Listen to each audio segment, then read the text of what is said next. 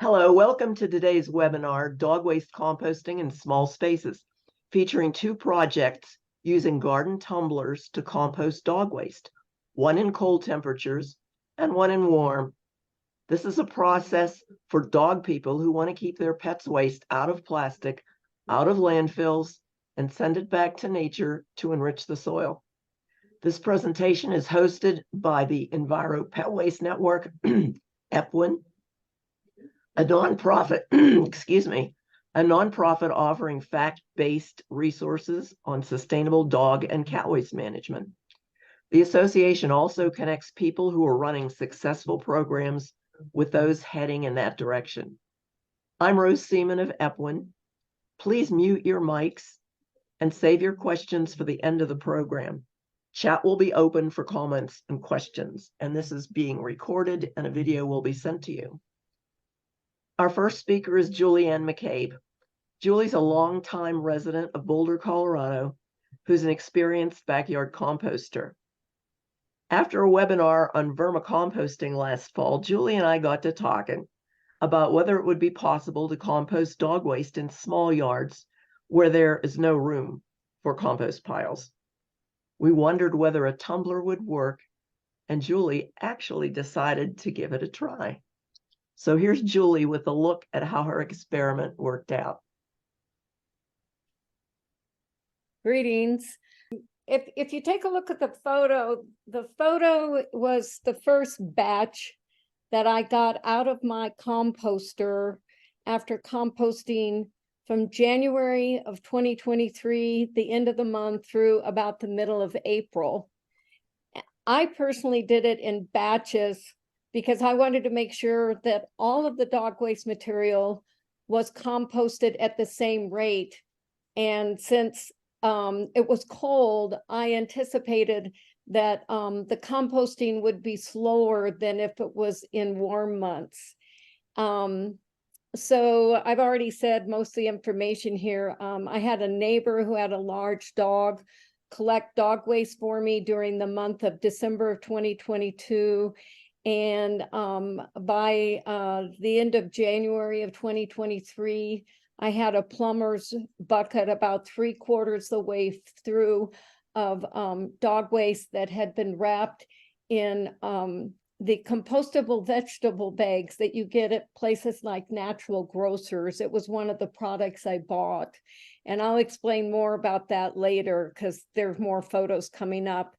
I would like to make sure everyone understands that Ruth and I never anticipated the compost coming from this project would be used on any edible garden, and all of the compost that I made went into places like rose bushes or under my plum trees.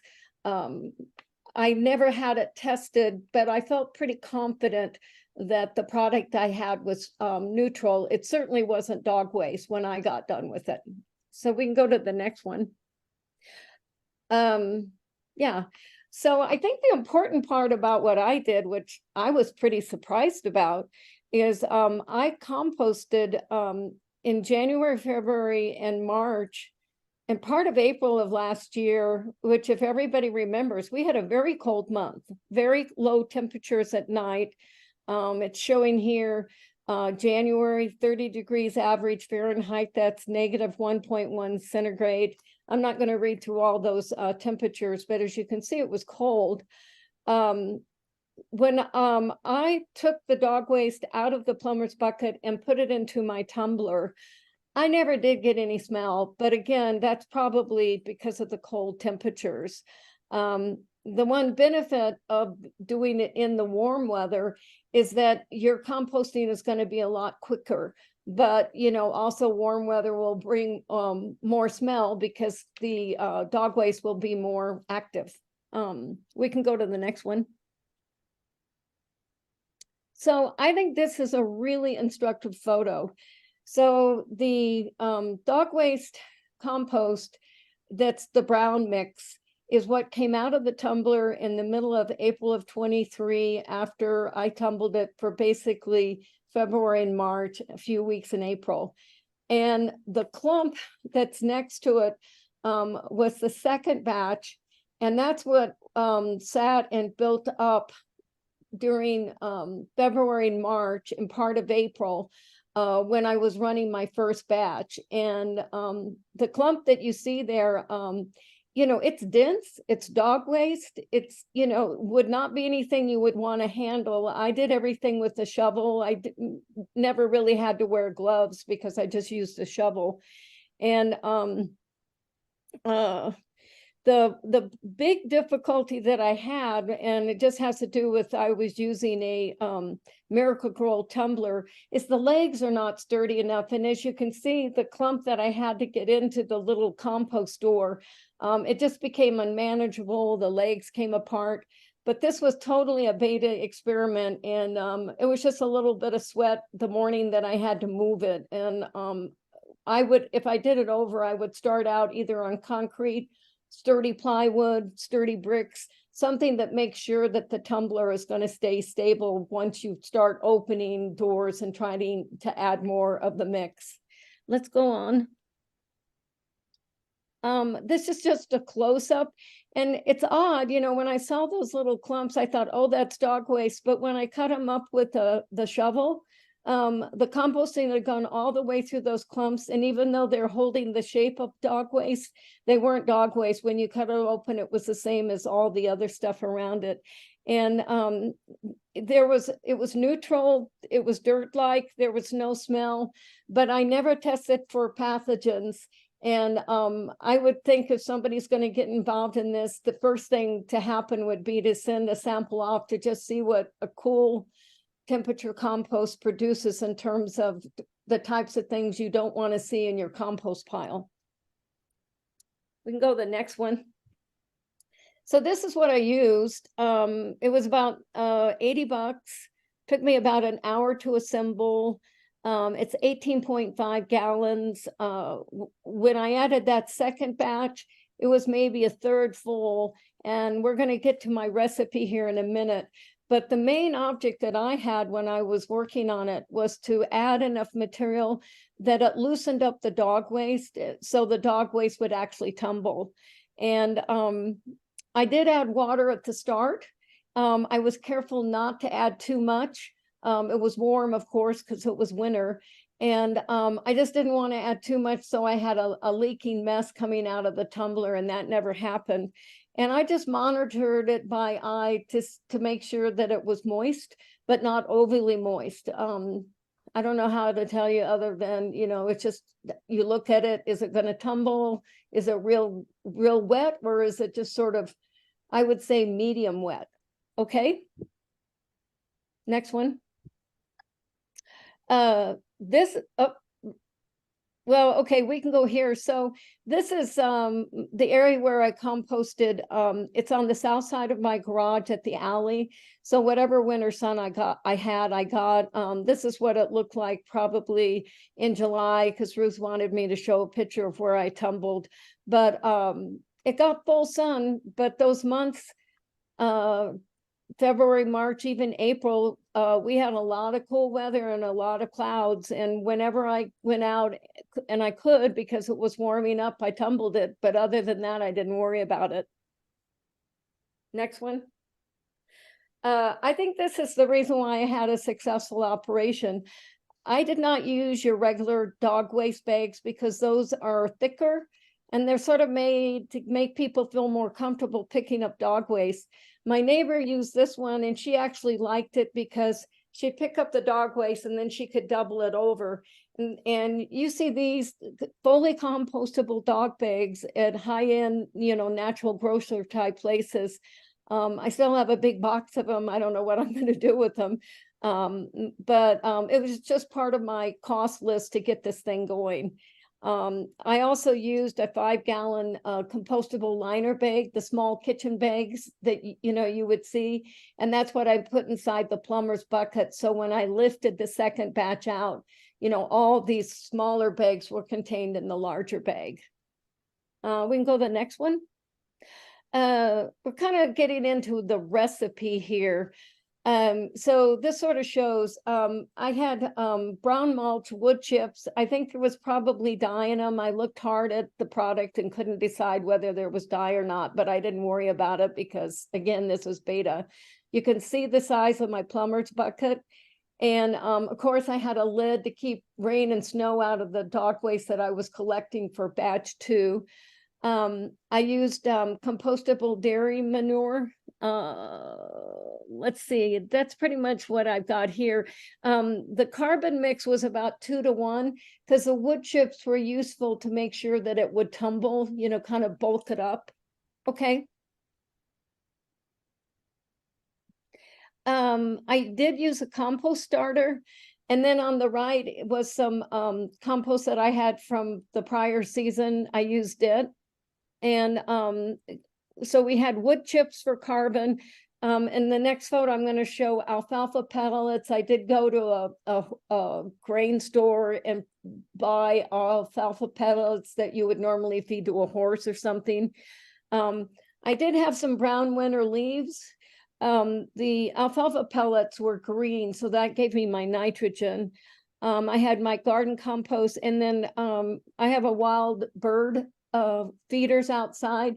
And so I had a big pile of where I'd sweep up the leftover like sunflower hulls, and it always has bird waste mixed in it. So I used that. And that's again another underline for why we did not use this for a vegetable garden, because obviously bird waste is also carries pathogens, but it's a very hot mixture, has a lot of microbes. And again, I think that's why mine fired up so well. Next one. So there's my, okay, there's the alfalfa pellets, and they just look like exactly what you imagine, green pellets.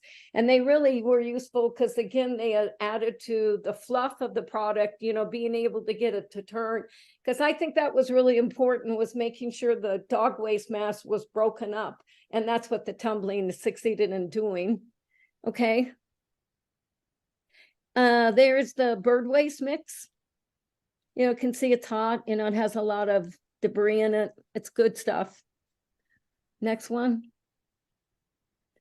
Again, it shows the final product. So I was really surprised. I thought I would get nothing because I was way below the recommended 55 degrees for composting. And even though I never got above that temperature, I definitely got compost out of the mix I created. You know, I've already mentioned the problem. You can see in this photo how skinny those little legs are. And maybe if this would catch on, some tumbler manufacturer would actually come up with something better. The door in this is too small, and the legs fell apart. And other than that, Ruth recommends a 2-chamber tumbler. You know, the big expense here would have been the tumbler, which was 80 or 90 bucks. So if you buy a second one, you know, maybe you can get together with a neighbor and share. I definitely think HOAs, condos, they should have a dog waste composting station. You know, we need a lot more interest in this, because all I did was show that you can do it, but it can definitely be done more streamlined. And all the cardboard and everything that I have here, I originally thought I was going to be able to move the finished compost into a pile with worms, but the weather was so cold, I never had any worm activity. And Ruth is going to talk about that, and she had really good success with worms. So that's pretty much the end of my presentation.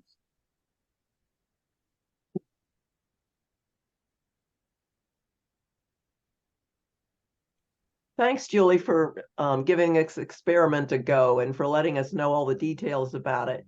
You know, it takes a certain amount of effort to, you know, have responsibility for your pet 100%.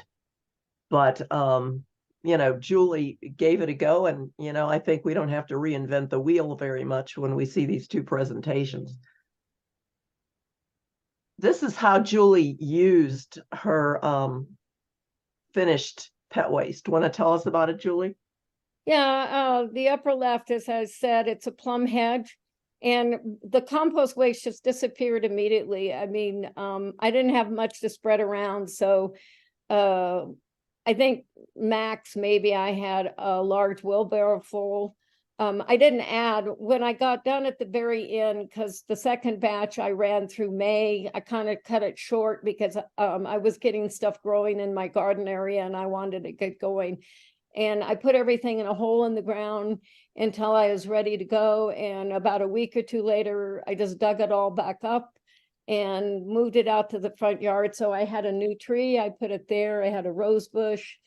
I had my plum hedge, and I never had any flies. I never had any stink. There was maybe a teeny bit of uncomposted dog waste bag, you know, the vegetable bag, but it was not enough to even think about.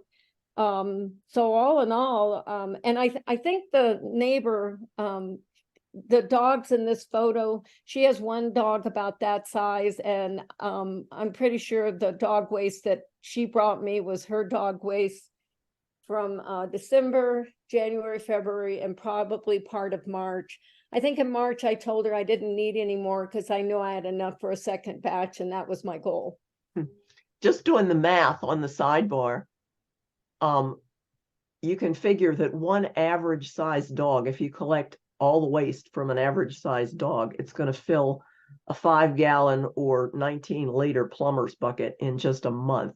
So that'll give you some idea of how much activity you would need and how much, you know, volume in the compost turner you'd need for a single dog or multiple dogs. Now,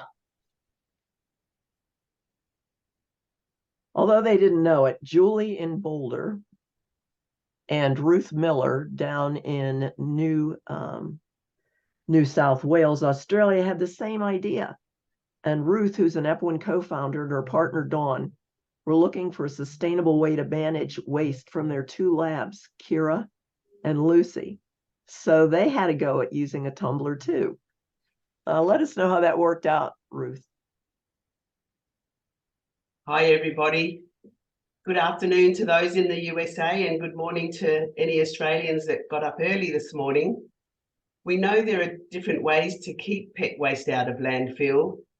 The options can be quite different depending on your country, your region, or the town that you live in. And composting at home is one option, but even then you still have a range of choices. So what I found is that the tumbler seems to work the best for me because I have quite a small yard. It's about 8 square meters, and so not a lot of space to be putting piles of compost. I had also tried a few in-ground options before getting the tumbler. So hopefully you guys can learn from what other people are doing, and so you, at the end of the day, you can choose something that's going to work the best for you. So I've with this tumbler composting, we don't use any bags. We only use dog poop, no food products or anything else. And it has turned out that we can produce really great soil. And we've got Labrador Lucy there as our tester. And she showed absolutely no interest in our finished compost unless I threw a leaf in the bucket, and then she went and had a sniff just to get the photo. Next slide, Rose. So the tumbler was about my 4th go at composting pet waste, and it's working really, really well. As you can see, it's a dual chamber, and I put some solid timber slats on the bottom, which has helped stabilize it. As Julie mentioned, that was a little bit of an issue. And so when I turn the compost bin, those chunks of wood help keep it nice and sturdy. The shade got added after a while because I live in a different climate, and I'll talk a little bit about the temperatures in a tick. The worm part of it was actually accidental. So they came from one of the previous composting attempts, and we started off this compost with some of that leftover material, and so it happened to have worms in it, and they got in here, they survived the tumbling, and they multiplied really well. So an accidental discovery. The next slide, Rose. So as I said, we used both sides of the tumbler. The plan was originally to use one side and then the other, but it gets a bit too heavy and hard to turn when it's lopsided. So what I've ended up doing is filling up both sides alternatively until basically the bin gets a bit too heavy to manage. And then we stop adding material and let it mature. So our temperatures here, they drop down sometimes to around 1 degree Celsius, but that's not very common, and more commonly around 9 degrees in winter. And we get highs in summer of up to the mid 30 degrees, hence the shade cloth. So it's not as cold, but also we can have the trouble with it getting hot. And the shade cloth was really to help the worms survive. And they have survived. So we've got 2 dogs that we collect the waste from. They fill the bins ready for maturing over about a 2-month period. And then we stop using the tumbler and allow the what's inside it to mature. So it's sort of 2 dogs, 2 months, adding 2 months, resting, and then we go ahead and recover the soil that's been made. Next slide, thanks, Rose. So it seems we make about 25 kilos at a time. We do add some carbon to help balance out the dog poop, and that comes from old grass clippings and dried up leaves and things that we collect in the garden. It's a bit of an experiment really as to how much you add. If I think it's looking a bit dry and crumbly, I'll add a little bit more carbon, you know, a number of handfuls, and just trial and error till it just seems about right. The worms seem to do a really good job with the digestion, and when it's finished, or when we deem it's finished, it has a really earthy smell. It looks like soil. It's really crumbly, and it's a product that the garden loves. And here's the picture you can see of our 2 comrades that help with this process. We have, now if I had 2 tumblers, I could probably manage to compost 100% of our dog waste all year round. I wanted to, I think I've said it already, but experimenting is definitely required. It's a fairly easy thing once you've got your setup going, and you just practice and work out, you know, what works in your garden. It's just fabulous that we can repurpose the nutrients that come from waste that's passed through our dogs that we actually paid for at the beginning through their dog food. So we're getting a useful product out of it at the end for a little bit of effort. And of course, it's really good for the planet. And before I finish on a big picture message,